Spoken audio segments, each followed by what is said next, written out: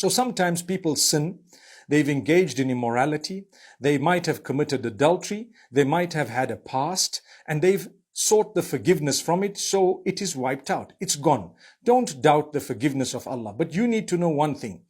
Let your heart achieve comfort that if Allah did not expose you while you were sinning, He will not expose you when you have repented or while you're repenting. So be comforted in that regard.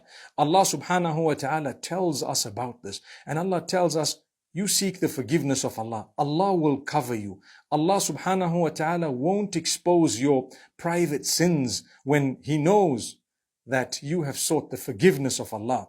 Sometimes Allah exposes us when He loves us because He wants us to put a stop to what we're doing. You have people who sometimes they're exposed to their own spouses, to their own children, to their family members, to their parents. That sometimes is a sign of the love of Allah. If Allah didn't love you, He would have left you to continue committing the sin. But He loved you so much that He showed your wife what you were doing, or He showed your husband what you were doing, not because He hates you, because He ultimately loves you and He wants you to quit the bad. So, my beloved spouses, give your spouse a chance. If you've caught them doing something bad, study the matter. If it is not such a serious matter, consider the fact that that may have just been the love of Allah exposing it to you in order for that to stop. Because if the sin didn't stop, it would have been the anger of Allah, or perhaps Allah didn't really love that person.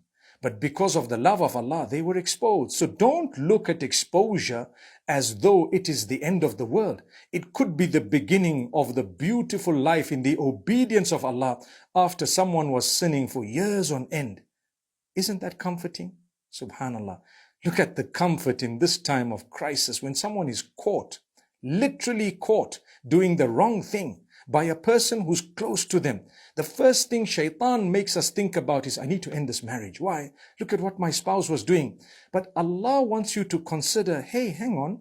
This man was doing wrong. We loved him, so we showed you what he was doing just so he could stop it. And now he stopped it. Will you not consider that perhaps it was just our love that made that happen? It requires a heart of gold to look at it that way. Subhanallah. May Allah grant that to us.